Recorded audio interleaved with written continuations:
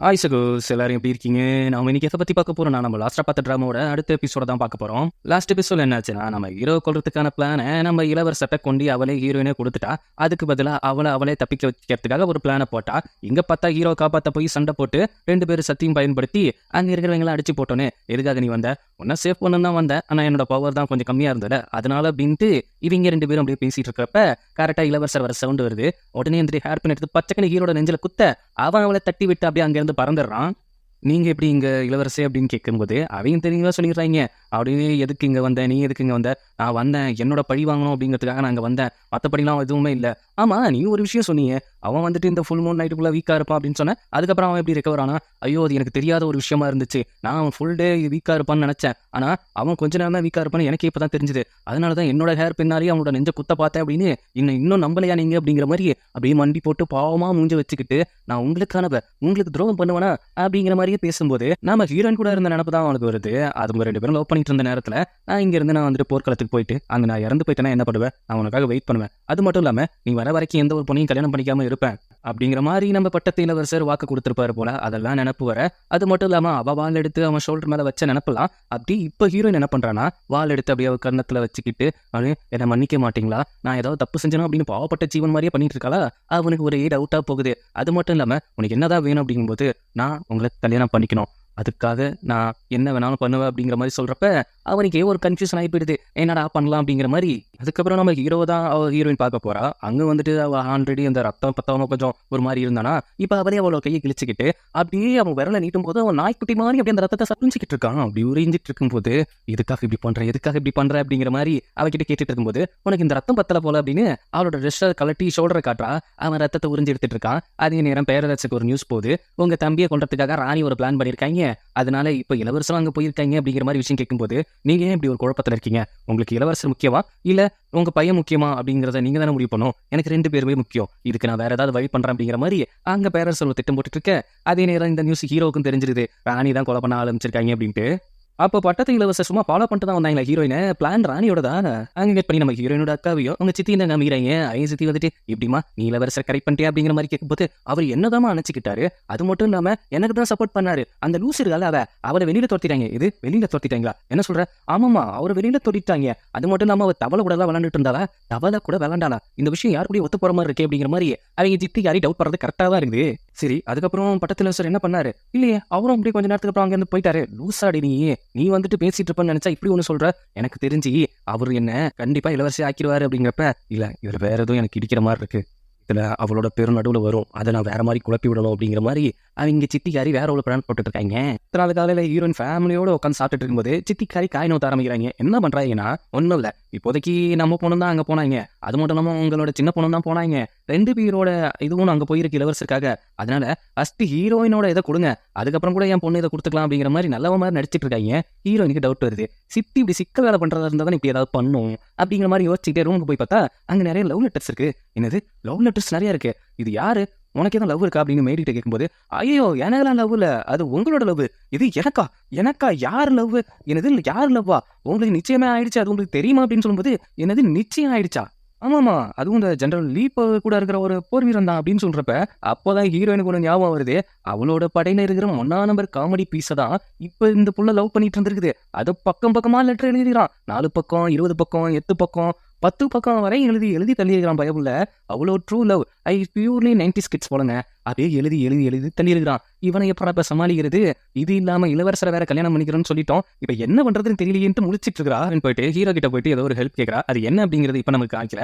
அதுக்கப்புறம் நம்ம 90s kids பயப்புல இருக்காங்களே, அவன் வந்துட்டு அவங்க அப்பா தான் பார்க்க போறான். நான் என் காதலை தேடி வந்துட்டேன்ப்பா, என் கனவு மனைவியை தேடி நான் போறேன்ப்பா. டேய், இப்ப பிரச்சனை வேற மாதிரி போயிட்டு இருக்குது, அங்க போய் அசிங்கப்படாத அப்படிங்கிற மாதிரி சொல்றப்ப, அது எப்படி, எனக்கு நிச்சயமான பொண்ணை நான் விட்டு கொடுப்பேன், அவளை நான் என்னைக்குமே விட்டு தர மாட்டேன். எத்தனை லெட்டர்ஸ் தெரியுமா, என்னோட கனவுகளையும் என்னோட கவிதைகளையும் என்னோட காதலையும் சேர்ந்து கலந்து எழுதி விட்டுருக்கு தெரியுமா? ஓனினா அந்த பொண்ணு வீட்டுல 4 மாத்து விடுவாங்க, எனக்கு தெரிஞ்சு அதுதான் நடக்கும் அப்படிங்கிற மாதிரி சொல்றப்ப அவன் போயிட்டு கல்யாண ப்ரொபோசல் வச்சுட்டு நிக்கிறான் முன்னாடி. கரெக்டா சித்தி பிளான் பண்ண மாதிரி நடக்குது விஷயம். அப்படியே வெளியில அசால்ட்டா சித்தி வர, அதுக்கப்புறம் இளவரசரும் பொண்ணு கேட்டு வராரு.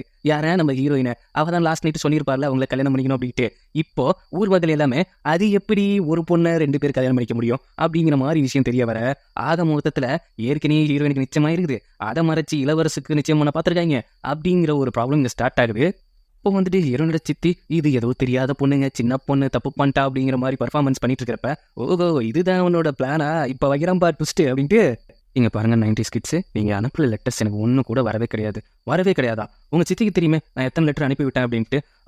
ஆமா நான் கூட இவ கல்யாணம் பண்ணிக்க விருப்பம்ல, நாங்கள் இளவரசரோட கல்யாணம் பண்ணிக்கிறோம் அப்படிங்கிற மாதிரி லெட்டர்ஸ் நான் உங்களுக்கு திருப்பி போட்டேனப்பா. அப்படியா? எனக்கு எந்த லெட்டர் வரலையே, நான் எழுதின லெட்டர் வந்திருக்கும்ல, அப்போ இந்த லெட்டர் எனக்கு அனுப்பியிருந்தீங்கன்னா நான் எழுதின லெட்டர்லாம் உங்களுக்கு வந்திருக்கும்ல, அதை காமிங்க அப்படிங்கும்போது எது எழுதின லெட்டர் காமிக்கவா? நான் உருட்ட போனா இங்க எனக்கு ஆப்பு ரெடி ஆகுது, காமிங்க அப்படிங்கிற மாதிரி நம்ம பட்டத்து இளவரசரன் கேட்க, டபுக்குன்னு இந்த பிரச்சனை நடந்துட்டு இருக்கும்போது ஹீரோ உள்ள என்ட்ரி ஆகிறான். என்னடா அப்படிங்கிற மாதிரி கேட்டா, அவனும் ஹீரோயினை பொண்ணு கேட்க தான் வந்திருக்கிறான். டேய் என்னடா இது, மாட்டு ரவி சார பாம்பு அப்படிங்கிற மாதிரியே உள்ள நுழைச்சிட்டு இருக்காங்க. ஆக்சுவலி இது ஹீரோனோட பிளான் தான். இது அவ தான் இந்த மாதிரி வா அதை ஒரு குட்டை குழப்பி அவளுக்கே பிடிச்சிடும் அப்படிங்கிற மாதிரி பிளான் பண்ணியிருக்காவ. அவன் வந்து கேட்குறப்ப பட்டத்து இளவரசர் அது எப்படி நீங்க உரிமை கொண்டாட முடியும், அதுவும் நான் நிச்சயம் பண்ண அந்த பொண்ணு அப்படிங்கிறப்ப, நான் வந்துட்டு கடத்திட்டு போயிட்டேன், கடத்திட்டு போனதை அதுகிட்ட இருந்து யாரோ திருப்பி காப்பாற்றி கூட்டு வந்துட்டாங்க, அவன் வந்துட்டு என்னோட பிளட் சோர்ஸ் ஆயிட்டா, அப்போ உனக்கே தெரியும் அப்படின்ட்டு 3 பேருமே இங்க ஆக்ஷன் மூடி இறங்க ஆரம்பிக்கிறாங்க. பொண்ணு எனக்கு தான் அப்படிங்கிற மாதிரி பஞ்சாயத்து போக, நடுவில் சித்திகாரி மேலே தான் பழி வந்த ஆரம்பிக்குது. அவ தான் இதுக்கு நடுவில் எல்லாத்தையும் மாற்றி அமைச்சிருக்கா அப்படின்ட்டு. அது மட்டும் இல்லாமல் 3 பேருமே அவங்க சத்தியை பயன்படுத்தி அடிச்சுக்கிறாங்க. அதுவும் நடுவில் நம்ம சித்தி பிள்ளைய உள்ள விட்டு இங்க அடிக்க நடுவில் ஏன்டா என்ன உள்ள விட்டு அடிக்கிறீங்க அப்படிங்கிற மாதிரி கதையாகி விடும். அவெல்லாம் பத்திக்கிட்டு பதறிக்கிட்டு அவங்க சண்டை போட்டுக்கிறதுல ஹீரோனோட ஃபேமிலி நேம் போட்டிருக்குல, அதுவே கலண்டு விழுந்துருது. உடனே ஹீரோயின் அசால்ட்டா போயிட்டு, நீ போட்ட பிளானை எப்படி யாசுக்கா முடிச்சல அப்படிங்கிற மாதிரி வந்திருக்கும் போது என்னோட சித்தி ஓடி, ஐயா எப்படியாவது 3 பத்தி ஸ்டாப் பண்ணிடி, இவங்க போட்டுக்கிற சண்டையை பார்த்தா இருக்கிற கூரை எல்லாத்தையும் பிச்சு விட்டு வெறும் தரையாக்கிட்டு போயிடுவாங்க போல.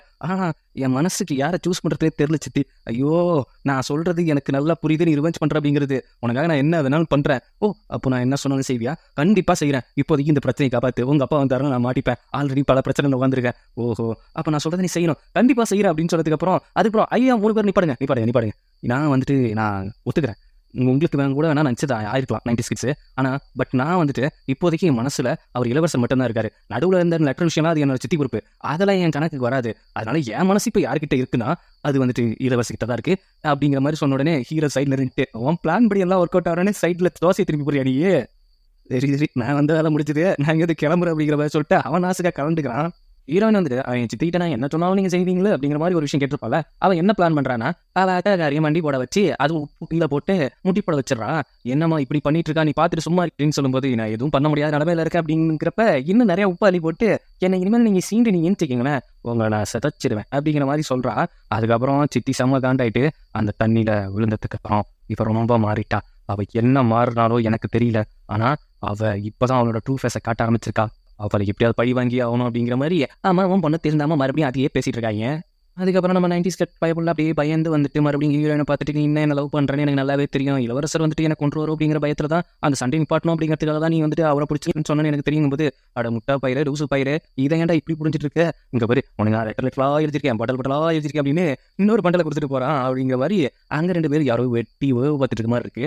யாருன்னு பார்த்தா நாம வந்துட்டு நம்ம ஹீரோட அஸ்டோ யாரு கூட இவ பேசிட்டு இருக்கா அப்படிங்கிற மாதிரி பார்த்துட்டு இருக்காங்க.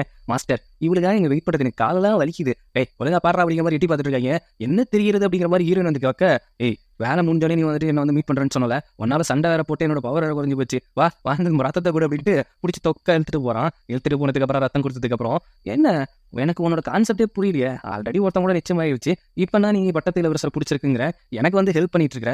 ஓ அப்ப நீ ஜெலஸ் ஆகுறியா? ஜெலஸா? எதுக்கு ஜெலஸ் ஆகணும்? நீ எனக்கு பிளட் கொடுக்குற ஒரு பிளட் பேங்க் மட்டும்தான். சப்போஸ் நீ அவனை கல்யாணம் பண்ணிட்டு போயிட்டுனா உங்ககிட்ட வந்து ரத்தம் கேட்டுட்டு இருக்க முடியுமா? அதுக்காக தான் அப்படின்னு சொல்லும்போது அப்போ எவனும் உனக்கு ஜெலஸ்லாம் இல்லையா? அந்த கர்மலாம் எதுவுமே கிடையாது. அதுக்கப்புறம் நம்ம பேரரசரும் ராணின்னு உட்காந்து பேசிக்க போறாங்க. உன்னை பார்த்துட்டு லட்சமா ஆமா ஆமா அப்படின்னு பக்கத்துல பாசமா உட்கார வச்சுட்டு, என்ன தைரியம் தான் என் தம்பியை கொள்ள ஆள் அனுப்பிச்சிருப்ப, இல்ல அது வந்துட்டு நம்ம பையனோட என்னோட நீ லோக்கலான சேர்ந்தவன், உன்னோட சத்தியம் ரொம்ப கம்மி, அப்படி இருந்தும் உன்னை நான் கல்யாணம் பண்ணிக்கிட்டதே பெரிய விஷயம், அப்படி இருந்தும் முட்டாள்தனமான விஷயங்கள் பண்ணிட்டு இருக்க, அவங்க 2 பேத்துக்குள்ள பிரச்சனையை மூட்டி விட்டினா எவ்வளவு பிரச்சனை ஆகும் அப்படிங்கிறது உனக்கு நல்லாவே தெரியும்ல.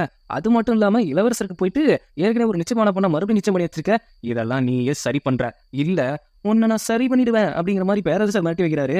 ஆக மொத்தத்துல ராணி டம்மி பீஸ் தானா. அதுக்கப்புறம் ஹீரோயினோட சித்தியை கூப்பிட்டு தான் நம்ம ராணி பேசிட்டு இருக்காங்க. 2 பேரும் பெஸ்ட் ஃப்ரெண்ட்ஸ்ல. நீ வந்துட்டு உன்னோட பொண்ணு, அதுவும் உனக்கு பிறக்காத பொண்ணு தான் இப்போ எனக்கு வந்துட்டு மருமகளாக போறாளா? ஆமா, அது மட்டும் இல்லாம அன்னைக்கு உன்னோட பொண்ணையும் அனுப்பிச்சு வச்ச, எல்லாம் என் கூட ஈக்குவல் ஆகணும் அப்படிங்கிறதுக்காக தானே. எப்படி நீ எனக்கு ஈக்குவல் ஆக? அதெல்லாம் ஆக முடியாது. நீ எப்பவுமே எனக்கு இருக்கிற வெளியே ஒரு நாய் மாதிரி தான். ஏதோ ஹெல்ப் அப்படி இப்படின்லாம் ஏதாவது இருந்திருக்குமோ, மற்றபடி என்னோட அரியணையில உன்னோட பொண்ணு உட்காரத்துக்கு நான் எப்படி விடுவேன்? நாளைக்கு உன்னோட பொண்ணை கூப்பிட்டு வரேன், உன் பொண்ணு கிடையாது அந்த பொண்ணை கூப்பிட்டு வர அப்படிங்கிற மாதிரி சொல்லிட்டு வெளியில திட்டி அனுப்பிச்சு விட்றாங்க. என்னதான் பணக்காரங்கள்ட்ட பழகினாலும் ஒரு சில பேர் இப்படிதான் இருக்கிறாங்கப்பா அப்படிங்கிற மாதிரி தான் நமக்கும் தோணுது. அதுக்கப்புறம் வெளியில நம்ம புலம்பிட்டே போகுது. இது இந்த லைஃபு என்னோட லைஃபுக்கு வர வேண்டிய ஒரு விஷயம், அதை கெடுத்து விட்டு நீ இருந்தல்ல, நீ பேசுவ அப்படிங்கிற மாதிரி யோசிச்சுக்கிட்டே போகும்போது அங்க ஒரு கத்தியில வந்துட்டு ஒரு கடிதத்தோட வந்து சதக்கணும் குத்துது. அந்த லெட்டர் பிரிச்சு பார்த்தோன்னே இன்னும் டென்ஷன் ஆயிடுறாங்க ஹீரோட சித்தி. அடுத்த நாள் காலையில ராணி உன்னை பார்க்கணும்னு ஆசைப்பட்டாங்கம்மா, ட்ரெஸ் எல்லாம் போட்டுக்கோ, இருக்கிற நகையெல்லாம் போட்டுக்கோ, வழக்கத்தை மீறி என் மேல அக்கறையா இருக்கு சித்தி, இதுல ஏதோ சரி வேலை இருக்குமா, சேச்சா அப்படின்னா ஒண்ணு இல்லமா அப்படின்ட்டு ராணியை பார்க்க போறாங்க.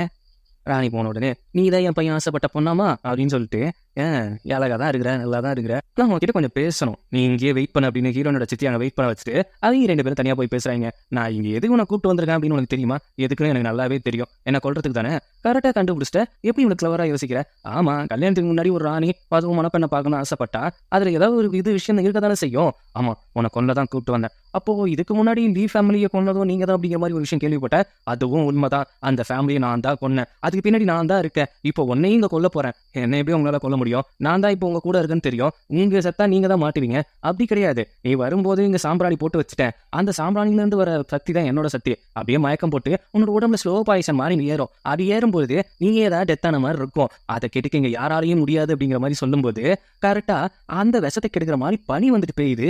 அந்த சக்தி யாரோடதுன்னு பார்த்தா ஹீரோயினோட சித்தியோடது. ஹீரோனோட சித்தியோ எதுக்கு இப்படி பண்ணும் அப்படிங்கிற மாதிரி பார்த்தா வால் எடுத்துட்டு வந்துட்டு இப்போதைக்கு அந்த விஷம் உனக்கும் பாயும்ல அப்படிங்கிற மாதிரி ஹீரோனோட சித்தி பேசிட்டு இருக்காங்க. எதுக்கு இப்படி பண்ற, ஏன் இப்படி பண்ற அப்படிங்கும்போது எதுக்கு இப்படி பண்றா, என்னை எப்படி நீ ட்ரீட் பண்ண, நாய் மாதிரி ட்ரீட் பண்ணல, அது மட்டும் இல்லாம எனக்கு நேற்று நைட்டு தான் ஒரு உண்மை தெரிஞ்சுது, நானும் நீயும் தான் அந்த ராணி போட்டிக்கு வந்தோம், அதுல என்னதான் வந்துட்டு உன்னோட ஹஸ்பண்ட் அதாவது பேரரசர் சூஸ் பண்றதா இருந்தாரு, ஆனா எனக்கு நான் குடிக்கிற டீல மயக்க மருந்த கலந்து கொடுத்து நான் கர்ப்பமா இருக்கிறேன் அப்படிங்கிற ஒரு பொருளையை கிளப்பி விட்டு ராணி பதவிக்கு நீ வந்தவ, இப்போதான் அந்த உண்மை எனக்கு தெரியுது, அப்பவே முடிவு பண்ணிட்டேன் உன்னை நான் போட்டு தள்ளணும் அப்படின்ட்டு. இந்த விஷயம்லாம் ஹீரோயின் கேட்டே ஷாக் ஆகுது. அடி சித்திக்காரி நீ இவ்வளவு கொடூரமானவளா, அதுவும் மட்டும் இல்லாம உனக்கு நீ இப்படி ஒரு சோக கதை இருக்கா அப்படிங்கிற மாதிரி அவங்க திக்கி திணறிட்டு இருக்கா. இந்த விஷயம் இப்படியே பட்டத்து இளவரசருக்கு தெரிஞ்சு போச்சு. அவரு இங்க வர ட்ரை பண்றாரு. அதே நேரம் இங்க பார்த்தா ஹீரோயின் சொல்றா, இப்ப நீங்க எங்க 2 பேரையும் கொல்ல முடியாது, ராணியை கொல்ல முடியாது, நான் அந்த அளவுக்கு ஒன்றும் விட்டால் ஒண்ணு கிடையாது, நான் ஃபர்ஸ்ட் ராணியை போட்டு தள்ளுவேன், அதுக்கப்புறம் உன்னை போட்டு தள்ளுவேன், ஏன்னா நீ வந்துட்டு ராணியை கொண்டு அதுக்கப்புறம் வெளியில தற்கொலை பண்ணிட்டு அப்படிங்கிற கதையை கட்டிட்டு இளவரசியா என் பொண்ணை மாத்திடுவேன் அப்படிங்கிற மாதிரி சொல்லும்போது ராணி பையப்புல கெஞ்சு நம்ம சித்திக்காரி கத்தி எடுத்து சதக்குன்னு சொல்லிட்டு அதுக்கப்புறம் ஹீரோயின் பக்கத்துல தான் வராங்க. அவனை வந்துட்டு குத்தலாம் அப்படின்ட்டு போகும்போது அவ சண்டை போட ஆரம்பிக்கிறா. ஓ உனக்கு பவர் வந்துருச்சுல, நீ என்ன பவர் வச்சிருந்தாலும் இன்னைக்கு நைட்டு நீ சாவதான் போற அப்படின்னு 2 பேத்துக்கும் செம்மையா சண்டை நடக்குது. அப்போ ஹீரோ குறுக்க வந்து பூந்து சித்திக்காரியை போட்டு தள்ளிடுறான். போட்டு தள்ளினதுக்கு அப்புறம் இது எல்லாம் நீ தானே பண்ண, ஆமா நான் தான் பண்ணேன், இப்போ அந்த உண்மைதான் உனக்கு தெரிஞ்சிருச்சு அப்படின்ட்டு ஹீரோயின் அட்டாக் பண்ண வரான். என்ன எதுக்கு அட்டாக் பண்ண வர அப்படின்ட்டு அவ்வளவு சண்டை மேல சண்டை போட்டுட்டு இருக்கா. 2 பேருமே மாத்தி சண்டையை போட்டுட்டு இருக்காங்க அவங்க சத்தியை பயன்படுத்தி. அப்போ சொல்றா, நான் தாண்டாங்கும் போது அப்போதான் உங்களுக்கு ஒரு விஷயம் புரியுது, நாம ராணிகாரி ஒரு சாம்பிராணி கொளுத்தி வச்சிருந்தாங்க, அந்த சாம்பிராணியால வந்துட்டு இவனோட கண்ட்ரோல மீறி வேலை செஞ்சுட்டு இருக்கான், அட்டாக் பண்ணிட்டு இருக்கான் அப்படிங்கிறது தெரிஞ்சு அதை தட்டி விட்டுட்டு இப்போ அவனை நார்மல் ஆக்குறான். நார்மல் ஆக்கின உடனே அவன் ரத்த கங்க ஆரம்பிச்சிடறான். என்ன கண்ட்ரோல் பண்ண அப்படிங்கிற மாதிரி. அதே நேரம் வந்துட்டு அங்கே இளவரசரம் வர சவுண்டு கேட்குது. இங்க பாரு, இங்க இருக்கிற அந்த பாய்சனை நம்ம இப்போ மாற்றி ஆக்கணும், நான் என்னோட சக்தியை மட்டும் பயன்படுத்தி அதை ஒண்ணுமே பண்ண முடியாது, உன்னோட சக்தி எனக்கு கூட அப்படின்ட்டு 2 பேரோட சக்தியை பயன்படுத்தி இவளோட சக்தியில வந்துட்டு அந்த பூ வரும்ல, அந்த நம்ம ஹீரோயின் சாகும்போது அந்த இடத்துல அந்த பூ, அதுவும் ஹீரோட சக்தியும் பயன்படுத்தி அங்க இருக்கிற மொத்த விஷத்தையும் அங்கிருந்து எடுத்து விட்டுறா.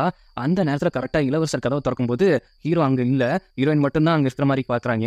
அவனுக்கு அந்த ஃப்ளவரை வச்சு சக்தியை யூஸ் பண்ணோன்னு இவ நீதானா அப்படிங்கிற மாதிரி அவன் ஓடி வந்துட்டு அப்படியே அவளை தாங்கி பிடிக்கிறான். அவள் அப்படியே மயக்கம் போட்டு விழுறா.